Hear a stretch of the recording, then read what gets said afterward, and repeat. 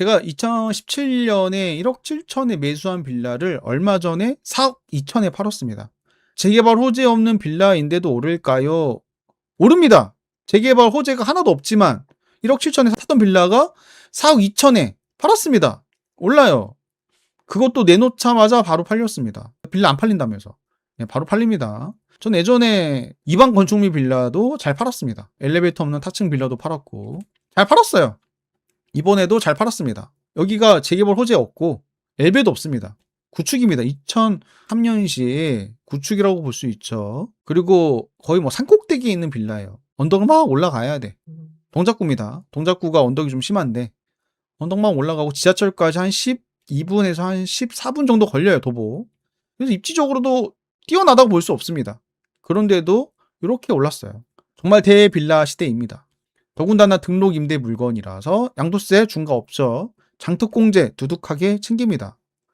뭐 50% 챙길 것 같아요. 저에게 빌라를 사면서 이런 메시지를 남기신 이 아주머니의 말씀이 아직도 떠오릅니다. 서울 부동산은 꽉 쥐고 옮겨지는 거예요.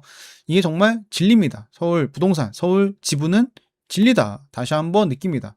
물론 서울 외곽, 노도강, 금강구는 예외일 수는 있어요. 참고하세요. 9년 보유하긴 했지만 꽤 올랐습니다. 결정적 원인은 당연히 공급이 너무나 없기 때문에 이렇게 없을 수가 없습니다. 공급이 정말 씨가 말랐습니다.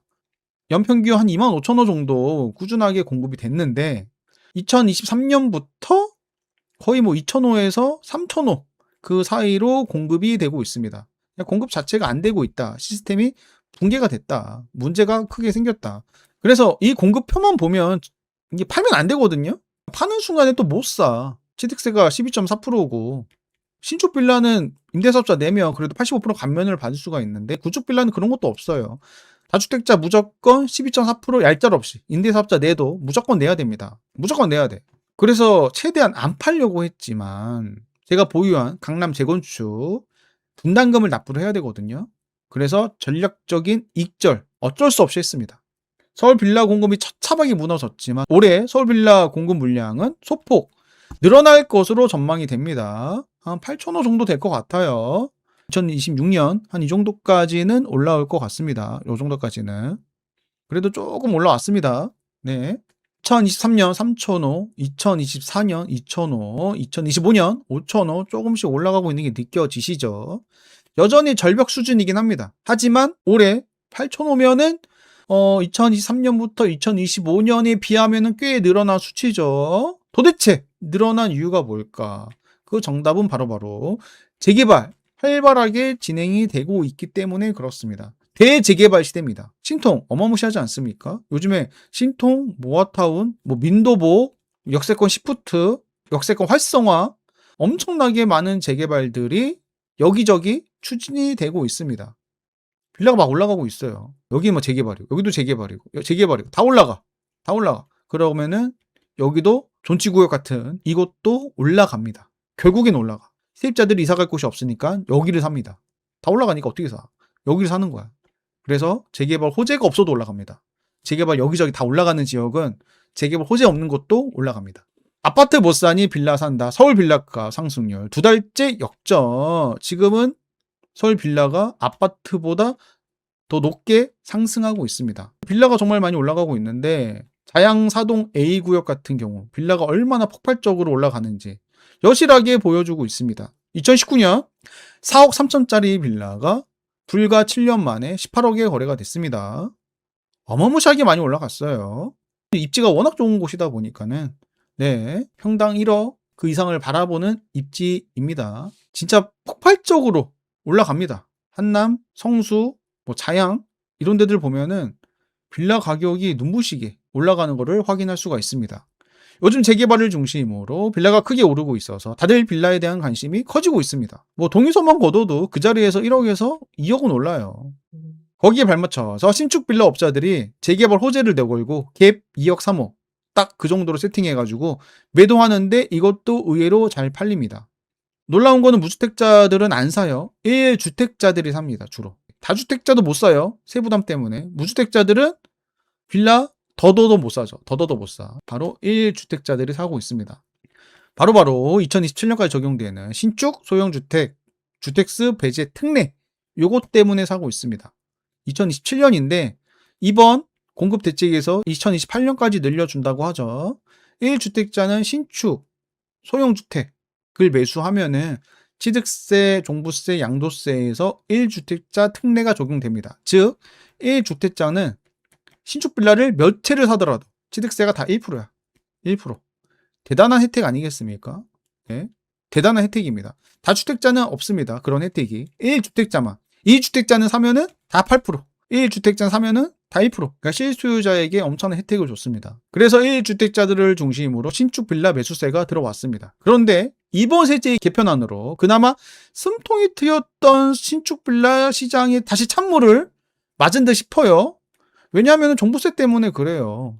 1주택자도 종부세 준 거야, 기본적으로. 다주택자 종부세 세율이 그대로 적용이 됩니다.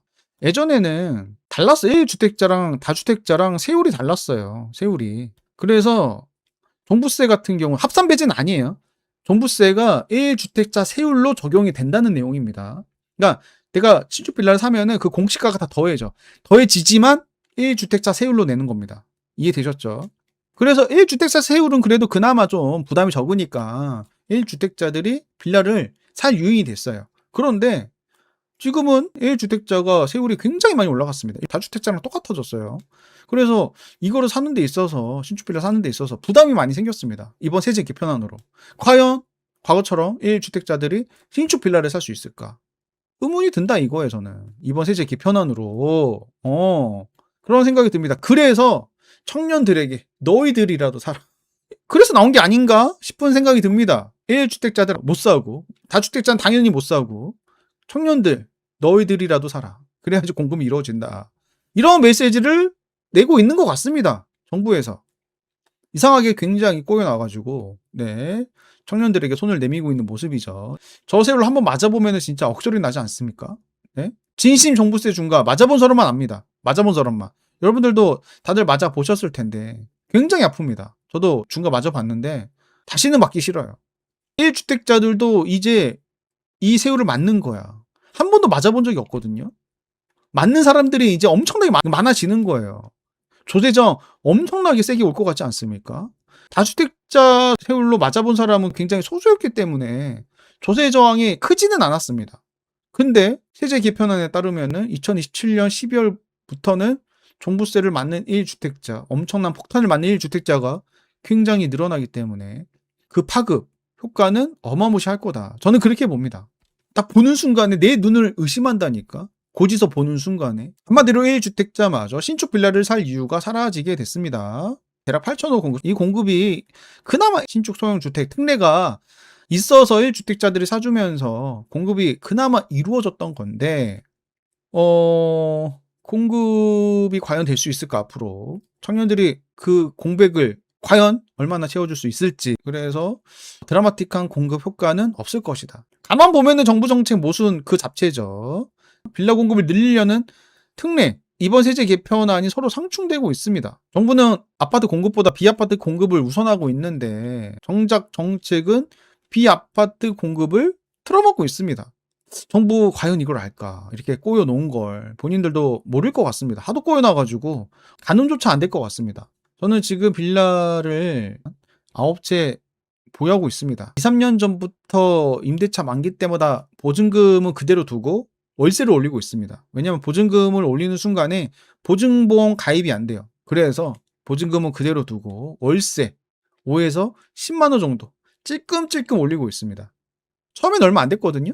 그런데 올리다 보니까는 어느 순간 월세가 한 100만 원에 육박하게 된 거예요. 이 정도면 무시할 수준이 아닌데 그냥 월세가 알아서 불어나는 거야. 앞으로 또 2, 3년 뒤면은 100이 아니라 뭐 이렇게 되지 않을까요? 그 다음부터는 뭐 300, 400도 될 수 있는 부분이고 가랑비에 옷 젖는다더니 제대로 젖고 있습니다. 말 그대로 지금 서울 빌라는 상금화를 낳는 거의나 다름없습니다. 물론 종부세 부담은 있습니다. 하지만 저는 종부세 부담은 없습니다. 저는 과거에 임대사업자를 냈기 때문에 종부세가 평생 합산 배제입니다.